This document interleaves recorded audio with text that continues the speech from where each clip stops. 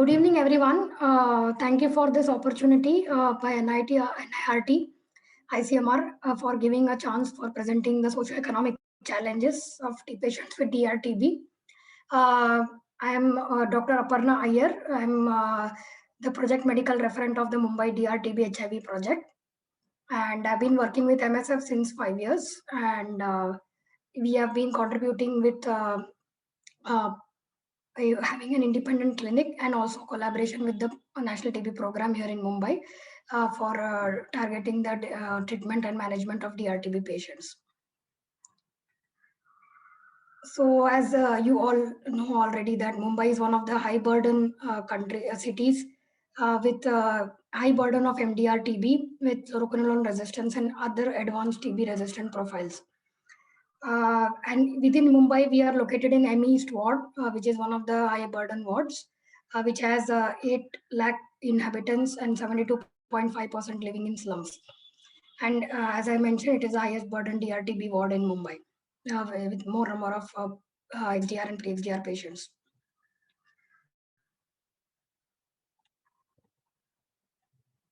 So yeah, our objective is in Mumbai, our presence is to reduce mortality and morbidity related to TB and HIV, including, of course, the free of charge care in MSF Mumbai Independent Clinic. And we have been functional in Mumbai since 1999.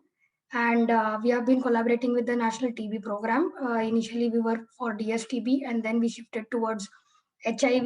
We complement in this independent clinic, in which if the program is not available, if there are certain drugs not available in the program, then such patients are treated in our independent clinic.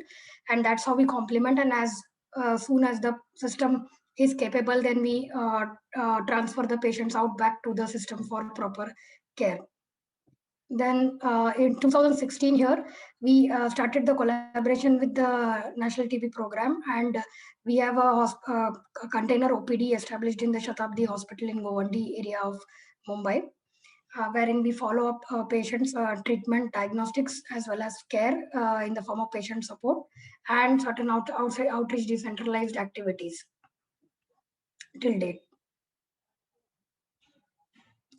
As you can see here, quickly to highlight the active cohort that we cater to. So currently in the DRTB OPD that we collaborate with the program, we have around 1,644 active cases, patients, and 111, as you can see, is the cases in the independent clinic that we have, which are mainly treated on combo-based drugs of newer regimens like bedaquiline and delamanid.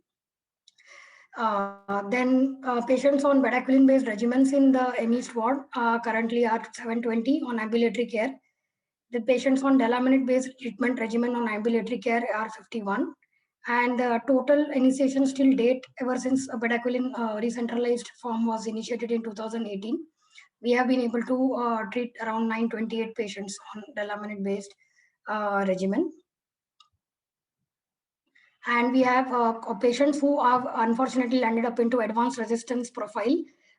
We have patients on combo, that is bedaquiline delamanid, as well as these also require an injectable imipenem, which is given through a PICC line inserted in the patient's veins through a PICC line for 6 months to 9 months. So such cohort comprises of 79 patients.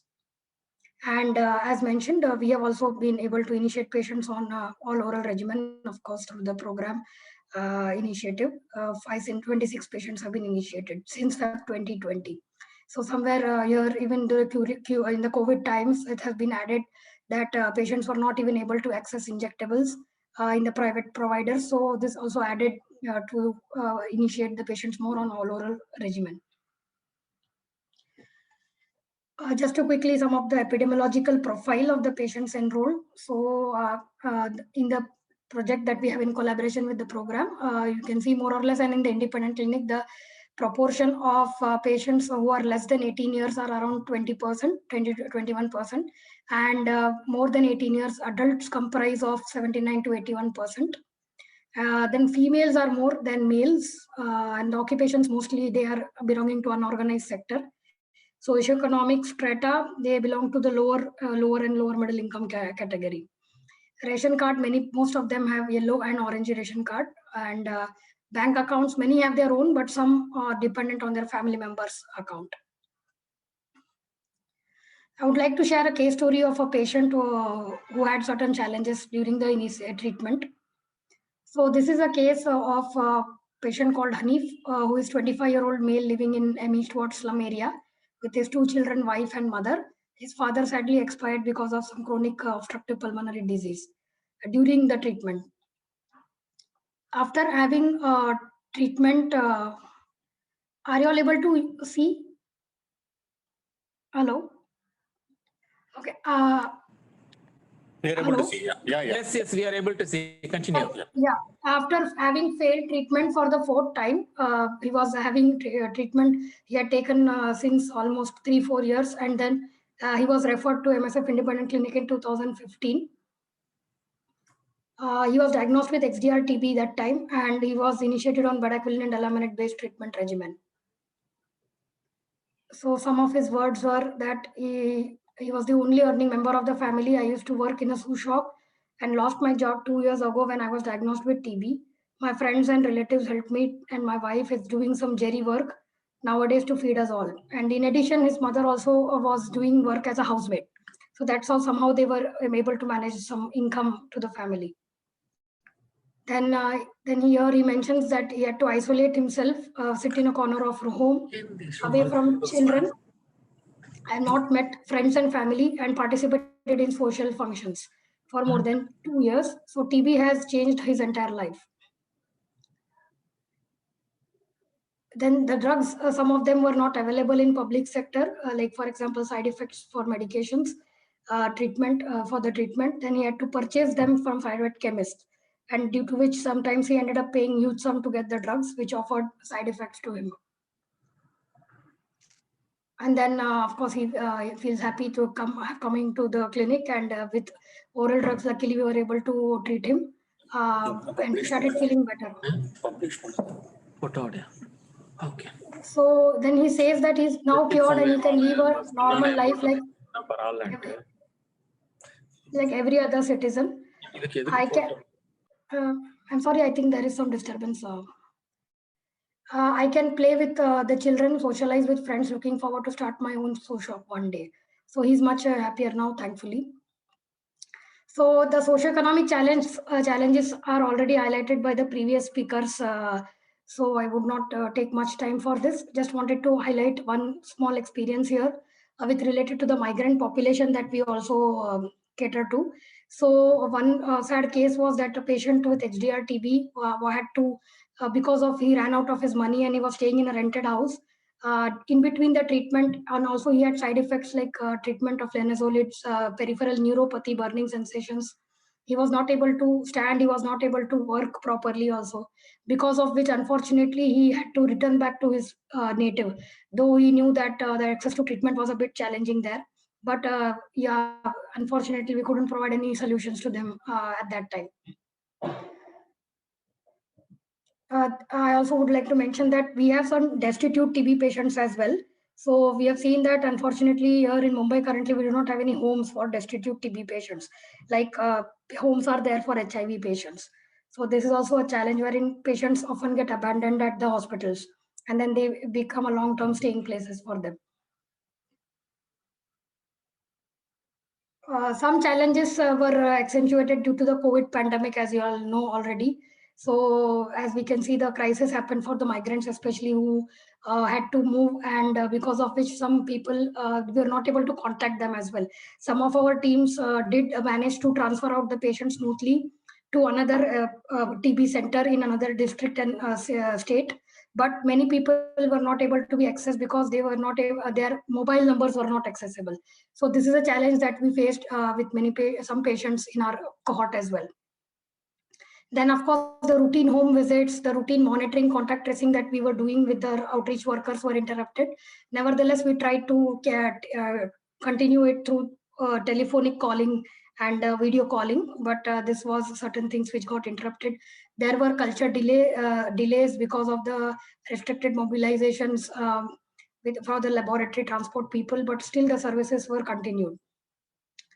Then, of course, stigma and discrimination were accentuated, but of course, COVID added to the stigma. But of course, TB patients faced stigma much before COVID. One thing good happened was everybody started wearing masks. So at least that discrimination reduced a bit, I must say. Then I would just like to highlight the social reimbursements that we did in MEST ward and for our clinic patients as well. So basically, the program does have mechanisms in place, and the program is allotting some funds for support for patients for traveling, radiological tests, blood tests, etc. But over and above, there were other expenses also. So we have a social assessment which we do baseline for all patients during treatment initiations. So patients who are not able to afford, like many of the expenses incurred are purchasing medications for their side effects. So still many medications, if not available freely in the government sector, then some medications are purchased outside. So for them, we also supported for some injection charges. Then we supported for travel of these patients over and above what the program already gave. Then other radiological diagnostics like CT scan, X-rays, MRI, USG, we did support with. Then also with some blood tests, cultures which were not or biopsies. So there are other tests which were not possible freely. We supported them, and also for some patients with hospitalization and surgical procedures as needed. You can also see in the green table here is the donor funded support which was arranged by the district TB officer here.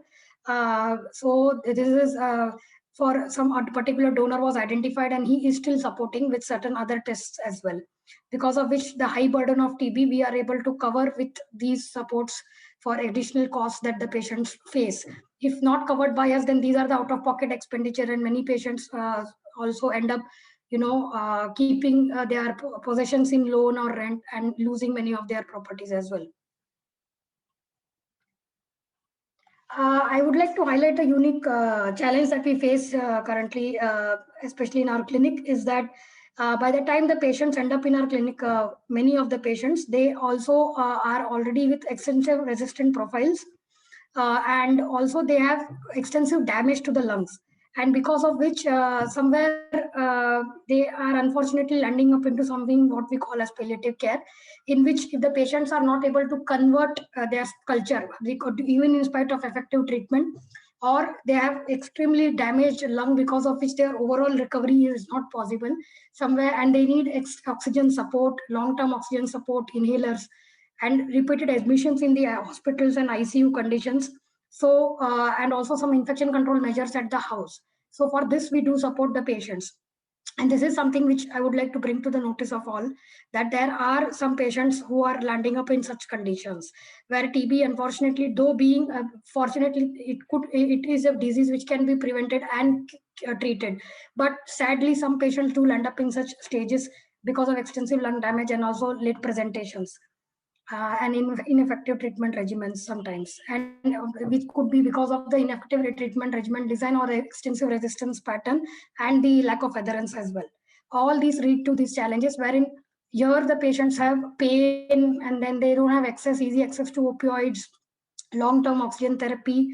Then what we do is our team here, we provide psychological care currently, like emotional, spiritual support, then also referral to a psychiatrist if needed, grief and bereavement support available to patients and families.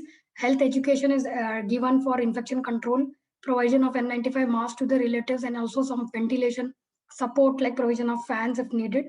Then currently there is no hospice available for end-of-life care for TB patients, though there are many palliative care facilities existing. Home-based palliative cares are available, but currently it's not for TB patients. So we need to really find and strengthen this linkage as well, and we are working towards that as well. Here you can see an estimated expense nearly for a patient who will end up in such conditions, estimating that they live for 1 year. These would be roughly the expenses. That is, long-term oxygen therapy could go up to 72,000. Inhalers cost around 30,000. Hospitalization charges, ICU would maybe go up to 5 lakhs as well.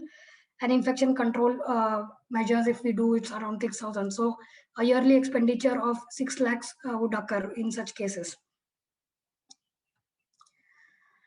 What adaptations we do for addressing such a patient-centered approach? Of course, the patient-centered approach also, I think, means that we finally aim to provide a one-stop care for patients, adults and children, which currently is still certain challenges are faced, wherein patients have to go to multiple centers for, though the linkages are there, but they have to go to multiple centers, because of which sometimes they are reluctant to go to the centers timely for follow-up, because of the fear of loss of wages, as they end up spending a lot of time long queue in the government centers, though the treatment is good available, but because of the high volume of patients there, they may end up spending the whole day and maybe 1 or 2 days for follow-up visits, and because of which this is a challenge why the patients sometimes are not able to timely follow up also with the recommended tests and results. What we do is we have a TB knowledge flip chart, and we have a knowledge survey form, which we do every 6 months to get feedback and to test the knowledge of the patients. With our counselors give the health education. Then we have the counseling guidelines, where we just focus basically on the basic nutrition components of what are important for the patients, as it was already highlighted in past presentations about the important role of nutrition contributing in the treatment.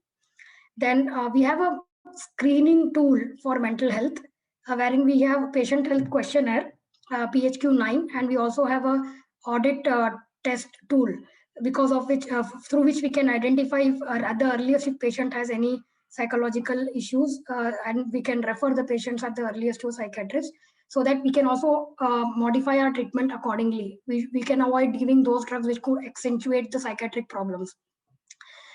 Then we also, and the alcohol use disorder also could be identified at the earliest, and the patients could be supported.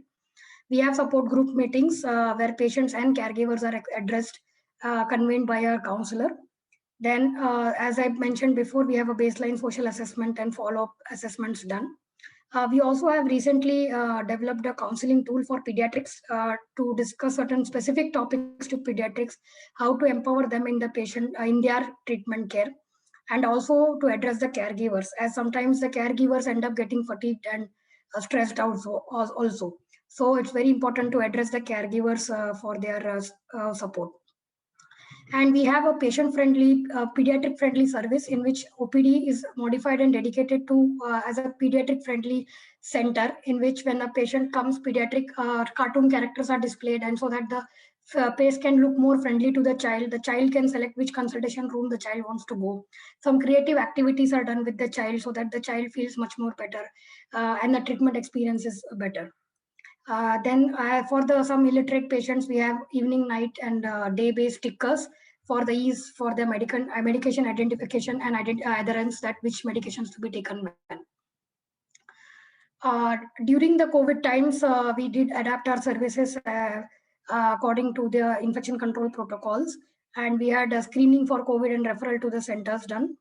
Adverse drug effects management was done. Then, of course, for comorbidities also, we have linkages to diabetic centers for those having comorbidities, but still there is a considerable out-of-pocket expenditure for patients with diabetes who still consult a lot of private practitioners, and newer drugs sometimes are not available in all the government health hospitals. And this way, I think we could aim for provision of further spectrum of the newer drug diabetic medications in the government hospital itself, to reduce that cost on the patients, as well as insulin provision. Then nutrition support linkage. So currently we do have a challenge, actually, that we do have RUTF formulation available, which sometimes is not palatable by patients. So we are still exploring certain ways of, if culturally acceptable formulations can be given for, weight gain, and systematic monitoring can be done. This is a part where we have certain gaps, and we are trying to strengthen this. And of course, we link to social support organizations for skill development as well as financial support. We have organizations like Kotak Mahindra Apnalaya, we are a local NGO working, who provide some training courses for males as well as females. We did do some efforts for stigma reduction as well, in which we Sir, vanakkam. Sir, sorry sir, இன்னைக்கு நாங்க போக முடியல. we had posters pasted at the walls for emphasizing the importance of stigma reduction. Then rickshaw screens on World TB Day, we put across the rickshaws these in this recent World TB Day, in which it served as a screen for protection against the COVID, as well as messages for TB for awareness of stigma. Then skits were done by staff in a controlled environment of patients, wherein we addressed stigma issues with the patient and caregivers. We also had an innovative project called as Photo Voice, in which the patients were engaged and they were encouraged to click certain photos depicting the journey in their TB care, in which certain scenes in which they felt stigmatized or discriminated. So it was like the patients themselves clicking some photos and sharing it. And we did develop a short book which we shared with our authorities here in Mumbai and also in the central level. So to demonstrate that the patient's message of the stigmatization that they face and how they could we could sensitize the public of this suffering that the patients face. So this was an interesting project that we did. Then we also arranged a workshop for our own team of counselors called as Theatre for Oppressed. So this is a unique form of workshop in which the participants are active participants. Like they are not a passive listener, but they are seen is portrayed and they are shown that how this behavior could be changed. And audience is allowed asked to suggest some changes of the behavior pattern. So this unfortunately we couldn't implement last year because of COVID, but we look forward to implement this in the community as a part of community behavior change strategy. Certain other adaptations were about digital and teleconsultations, as I mentioned before, for contact tracing and counseling, as well as teleconsultation during the COVID times. We also are developing an app called as Digital Supported Therapy app. It's still in pilot phase. We have not yet started it, but it is for patient education as well as interaction with the counselors. If there is barrier that they can't travel and they can't come near to the center physically, but also to get educated on the phone in the smart app, wherein education can be given, videos, motivational experiences can be shared, as well as some certain minor complaints of the patients can be addressed by the counselors through the app. Further exploration that we plan to do is to strengthen linkages with other organizations for socioeconomic support, health promotion and stakeholder sensitization session in the community. Then to explore some small scale industries for home-based vocational support, especially for ladies, and to empower patients with treatment literacy to actively engage in TB strategies and networks. So often we do know that the program has already designed a good concept of district TB forums, including patient representatives, but we plan to implement this also on the field real time, and our efforts are working together with the program to do this. Lastly, I would like to have some recommendations here. Is that one is intersectoral sensitization of stakeholders is important. As we know that TB is a social disease and it is not limited only to the health sector. Only health sector can't achieve everything. And it's high time that we sensitize and include the local politicians, we include the development sector, social sector, everybody should come together. And a holistic well-being planning to vulnerable communities is important, so that the socio-economical status or lifestyle can be changed of these communities, and then only we will be able to, I think, eliminate in the true sense the TB disease. Then of course working on certain preventive strategies for that. Then deep analysis of social determinants, family approach to general health care. So if a unit as a family can be addressed more effectively, addressing all the other gaps, then it would be really helpful. Then advocacy for increasing DBT support through the program. So we know that program is trying the best to give 500 rupees per patient, which is also a huge amount and effort, which is really appreciated. But the reality is that sometimes these patients, this is not enough for the patients, and patients need much more. And as you all know, the out-of-pocket expenditure is much more than what is being provided. So if we could some way provide the cash benefit more to the patients, it would be really helpful. Then allocating resources for addressing palliative care. So as I mentioned, to address the patients who are not able to be cured and how we could ease their life is very important. And we need to allocate some funds for that as well. Then advocacy for homes for destitute TB patients. Then more involvement of social workers and counselors in patient support strategies. So it's very important that a dedicated team of counselors, social workers are there everywhere, for enabling people. And of course, I know that there are a lot of peers also being included as a part of strategies. Here also in the field, we have peers wherein the patients who have been cured are very effective, motivating people who help the other patients in turn for going through the journey.